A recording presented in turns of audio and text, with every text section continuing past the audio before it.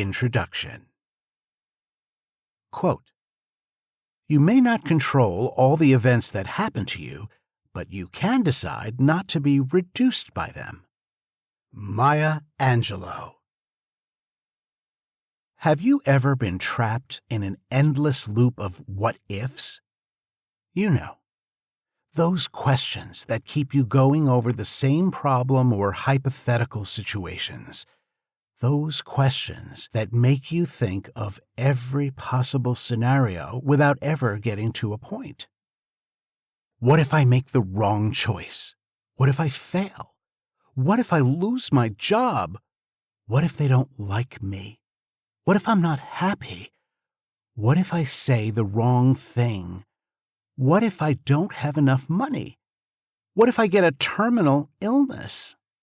I can go on and on with examples of what-if questions that have filled my mind, but I'm sure you get the idea. In these moments of endless rumination and thinking up some of the most unlikely possibilities, every option seems like a risk. The fear of making the wrong move or not doing life perfectly becomes all-consuming. The result? Paralysis. The complete inability to do anything other than think. You're stuck, unable to decide or act, while time slips away. What's worse, every moment spent in this paralysis feels like a waste, a failure in itself. Yet you can't seem to break free from this. You can't stop this cycle of anxiety. It's as if the more you think about a decision, the harder it becomes to make one. So, what do? You wait. You hesitate. You second-guess yourself even more, and you don't do anything to change it. I've been there. For far too long, I was trapped in a cycle of overthinking. I wanted to have complete control over my life. I wanted perfection. To make things even worse, I grew up as a people pleaser, always chasing approval, measuring my worth by others' standards, seeking validation. I think you know exactly what I mean, right? You see, you and I are similar. We both live in a world where we feel like any decision we make, whether it's about our careers, our fitness, our finances, or even our relationships, is put under a spotlight. We live in a world where we often don't deal with our past traumas. We should be strong, and just the thought of showing others that we are hurt or have feelings fills our minds with even more uncertainties. We live in a world where we feel like we should automatically have all the answers, and when we don't, we drain ourselves mentally thinking about everything we could have done better or differently. We carry it with us daily, and at some point, it stops feeling like a passing thought. It becomes part of who we are.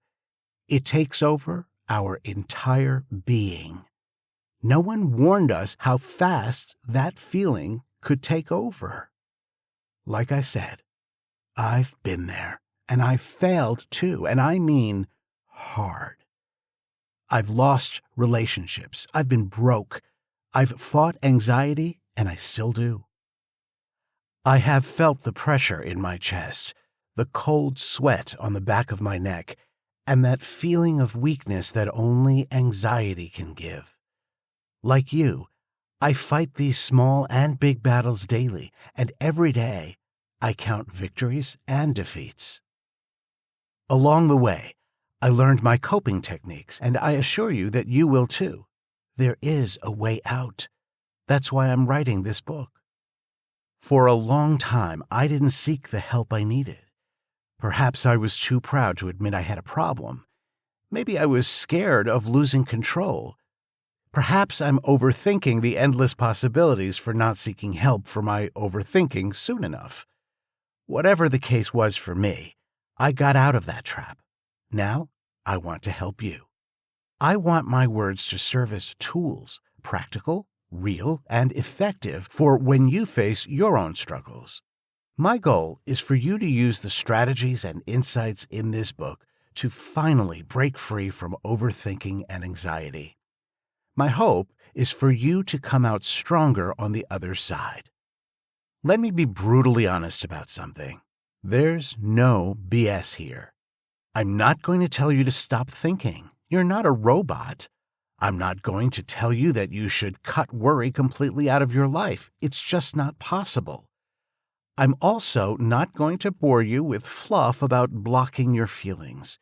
You're human. You're allowed to have emotions, whether you want to show them or not. What I am going to do is help you acknowledge that changing a habit like overthinking is hard. It can be very uncomfortable, but trust me, it will be worth it. And while you can't stop thinking and worrying, you can limit them and stop overthinking for good. I'm not a psychiatrist or psychologist. I have no formal medical or psychological training. What I do have is years of experience with overthinking and procrastination. I have done extensive research on finding strategies to help me stop these habits, which I'm going to share with you. This book uses a clear and straightforward approach to help you challenge how you think, process uncertainties, and deal with analysis paralysis. More than once, it'll push you to your limit, but you can work through it. You can start reclaiming your life.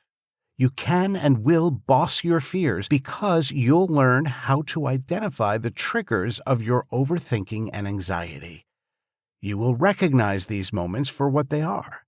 Applying the techniques we discuss in this book gives you the courage and tools to control them. This isn't just another change your mindset book you'll forget the moment you're done reading it. In this book, you'll learn about practical exercises and activities to implement everything in your life. We'll discuss how much you should let your repeating thoughts into your life. You can't block every thought you have, and some deserve a few minutes of your time. No more, no less. Determining how much each one needs is key. The big bonus is that implementing the lessons in this book won't take over your life. Don't even start to overthink the amount of time you'll have to spend on it. It will be short lessons, only 10 minutes a day. But these few minutes will help to reprogram your mind and heart for better physical and mental health. You also won't have to wait until the end of this book to start seeing a difference in your life. After laying the foundation of overthinking and its impact on your life in Chapter 1, we'll start with these short exercises at the end of every chapter. Since the exercises are all chapter-specific, it will also be easy to revisit some of them if you struggle with certain aspects. You won't have to overthink which exercises you might have to redo. You'll know. By the end of this book, you'll have a proven system to stop overthinking, make faster decisions, and free yourself from mental exhaustion. But remember, commitment is key. Think of this as a new fitness routine. If you want bigger biceps and pecs, you have to do exercises that work those specific muscle groups to get physically stronger. The only difference is that the exercises in this book will improve your mental strength. Over time, you will become resilient to your rumination. Remember, it's not the challenges that hold you back, it's the stories you keep telling yourself. The longer you let overthinking rule your life, the more time you waste. Now is the time to break free for good.